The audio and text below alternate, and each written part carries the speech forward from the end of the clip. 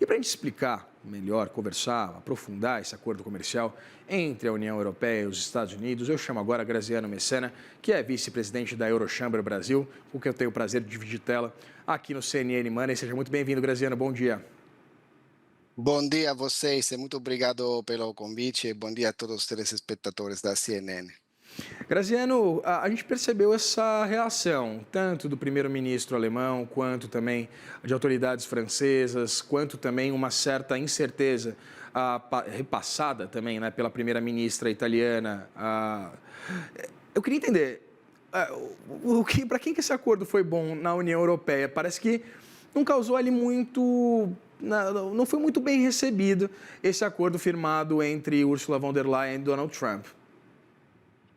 Olha, é o seguinte, trata-se dessa nova ordem mundial onde as negociações, digamos, feita pelo Donald Trump, assumem uma velocidade e umas contrapartidas que são, às vezes, fácil de compreender ou difícil, depende de que ponto de vista você observa.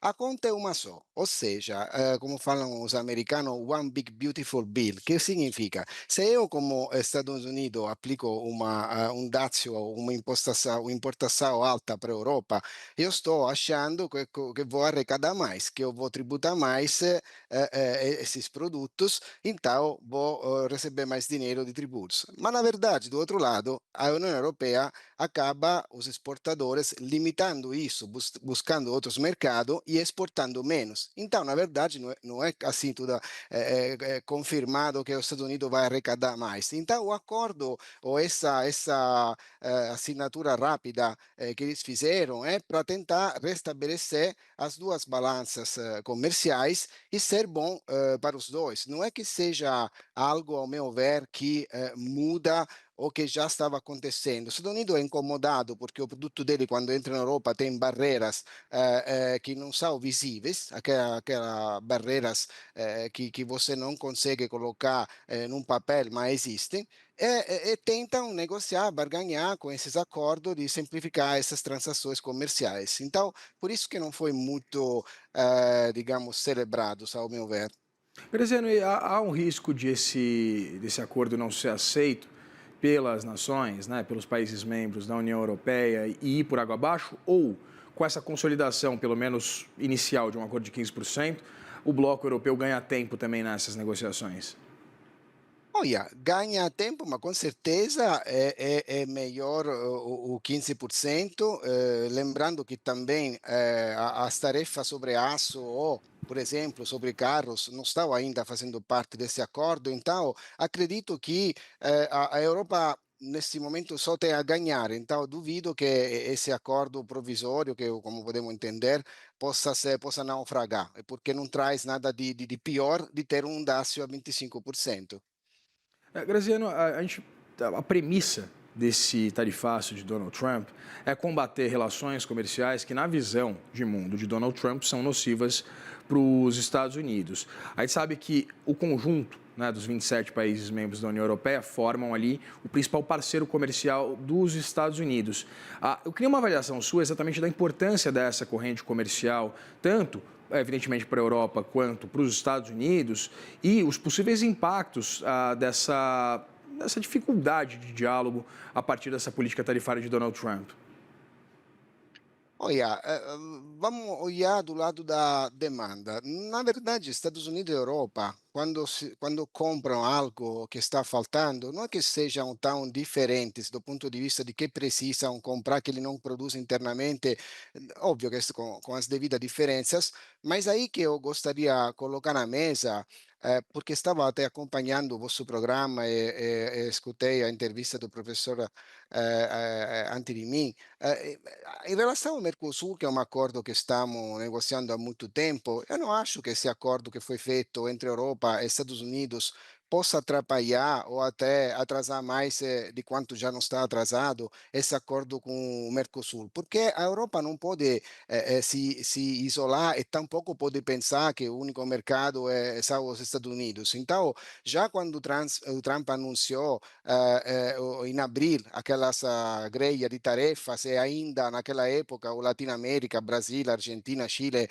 estava com uma tarefa bem baixa, Índia, Cina, Ásia no geral, já estava pensando de usar a Latinoamérica como base de produção para exportar nos Estados Unidos. Não pensou de ir produzir na Europa. E a Europa deve fazer a mesma coisa. Além dos acordos que pode concluir diretamente, hoje o hub geopolítico amigo e transversal é o Latinoamérica, algo que pode acrescentar mais para a Europa e para os Estados Unidos é a Latinoamérica. Então, eu acho que essa aceleração desse acordo entre Europa e Estados Unidos pode só ajudar a desenrolar o acordo Mercosul que está pronto, não atrapalhar. Essa é a minha visão.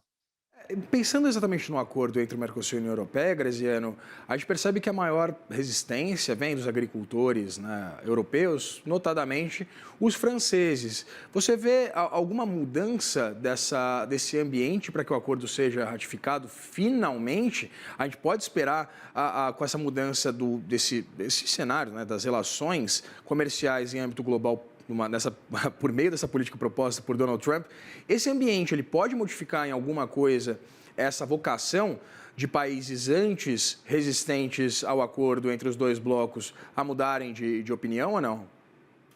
Olha, eu fui palestrante no Aspen Institute uns 2 meses atrás e o tema foi sobre isso. E houve briga nesse debate porque a gente tentou colocar quanto os agricultores na França, por exemplo, estavam, mas também na Itália, poderia impactar ou bater os punhos e atrapalhar esse acordo e quantas empresas, inclusive na França, as grandes, Saint-Gobain, Michelin, tem um monte de empresas muito grandes, multinacionais, que eles querem o acordo e falam com o Macron, falam com o governo, dizendo, nós queremos, porque nós temos muito mais a ganhar.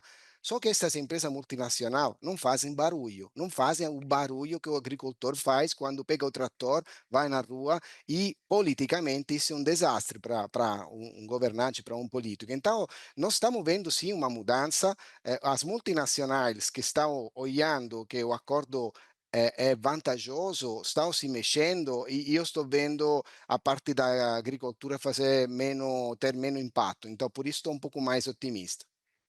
Dizendo, pensando exatamente nos ditames desse acordo entre a União Europeia e os Estados Unidos, essa perspectiva de um incremento bastante significativo dos investimentos europeus nos Estados Unidos. Eu queria uma análise sua exatamente sobre se esse acordo ele é positivo para os países europeus, porque, de novo, claro, como você disse anteriormente, né, pagar 15% é muito melhor do que pagar 30%, mas os ditames são justos? Olha, é que o Trump sta facendo uma politica di attrazione di investimento que não tem a ver só com a Europa, mas para qualquer um, onde ele quer tratar os Estados Unidos como se fosse um emerging market. Então, eu vou tirar a tributação. Você investe aqui, você vai pagar pouco imposto. Você investe aqui, você não vai pagar dácio nenhum, porque não está importando nada, vai produzir aqui, vai servir o mercado americano.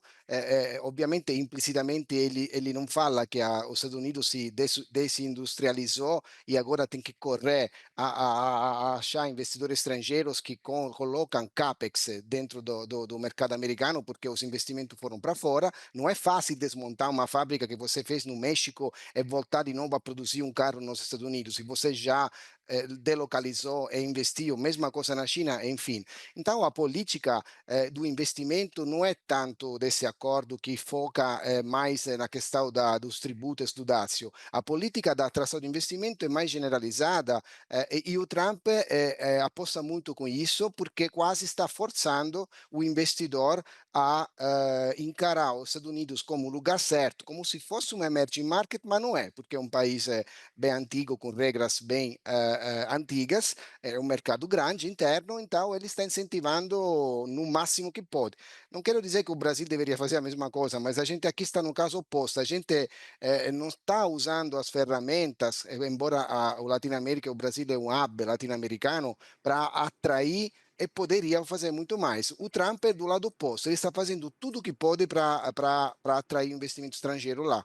E vai conseguir. Então, vai conseguir, porque existe essa leitura, né, Graziano, acerca, você disse, dessa dificuldade de você transferir uma capacidade instalada, né, por exemplo, do México, da China, para os Estados Unidos. E pensando também na possibilidade, por exemplo, de Donald Trump não ser reeleito, até porque ele não poderia ser reeleito constitucionalmente, mas mesmo com uma alternância de poder, né, entrando num governo democrata ou até mesmo um republicano que não tem essa mesma leitura acerca do comércio internacional, essa intenção de Donald Trump de aumentar a capacidade instalada das empresas de reindustrializar os Estados Unidos, ela não pode ser um tiro que saia pela culatra?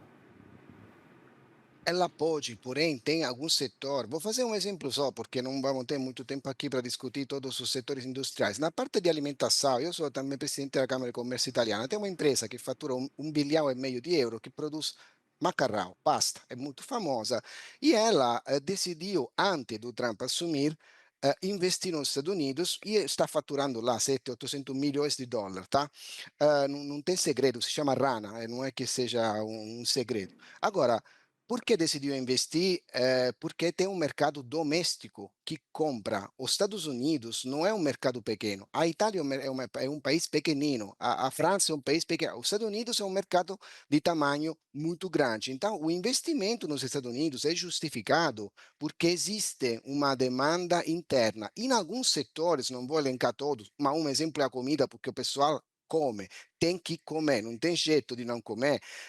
Ter um mercado grande que compra, ter o teu produto que é bem recebido, isso não depende se o Trump vai ser reeleito ou se ele nesse momento está atraindo ao máximo. Quem se posiciona nos Estados Unidos para produzir lá é porque está observando que tem daqui a 10 anos, 15 anos, a demanda interna que suporta esse investimento. Ninguém maluco vai investir nos Estados Unidos só porque o Trump anuncia, entendeu? Quem está investindo está aproveitando, já tinha intenção de investir. Eu não vejo empresa que não tinha no radar de investir nos Estados Unidos, que só pela declaração do Trump refaz o plano industrial e corre a investir nos Estados Unidos. E quem está investindo é porque já estava no plano de investir, ao meu ver, entendeu?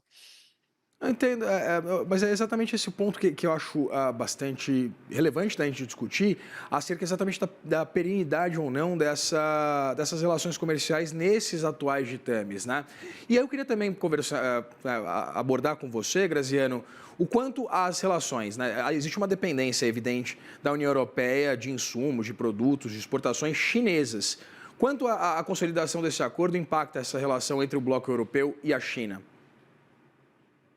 Olha, na verdade, tem uma fase nesse momento, depois é a cosiddetta Via da Seda, que foi uma operação um pouco fracassada nos últimos anos entre a Europa e a China, porque, de fato, a China, em contrapartida de facilitar algumas coisas com a Europa, financiava infraestrutura, financiava a infraestrutura em lugares, em países até de caminho dessa via da seda entre a China e a Europa, e de uma forma que o país que recebia a infraestrutura a um certo ponto provavelmente não teria a capacidade de repagar o juro, repagar esse investimento, e aí a China pegava o ativo de volta, ou aliás, assumia o ativo, e era uma operação que incomodou muito a Europa. Nos últimos 2 anos, isso se esfriou muito. Nos mídia não se falou muito mais da China. Muitos fundos private equity com capital europeu, o principal se chamava Mandarin Capital Partner, mudou de nome.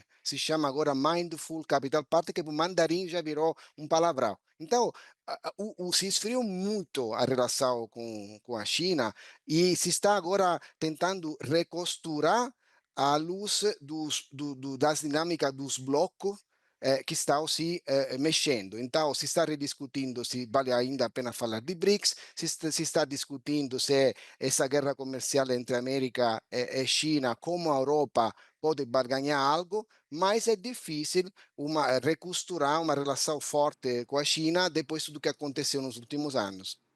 Conversei aqui com Graziano Messana, que é vice-presidente da Eurochamber Brasil e também presidente da Câmara de Comércio Italiana, a quem eu agradeço pela disponibilidade. Graziano, sempre um prazer conversar com você.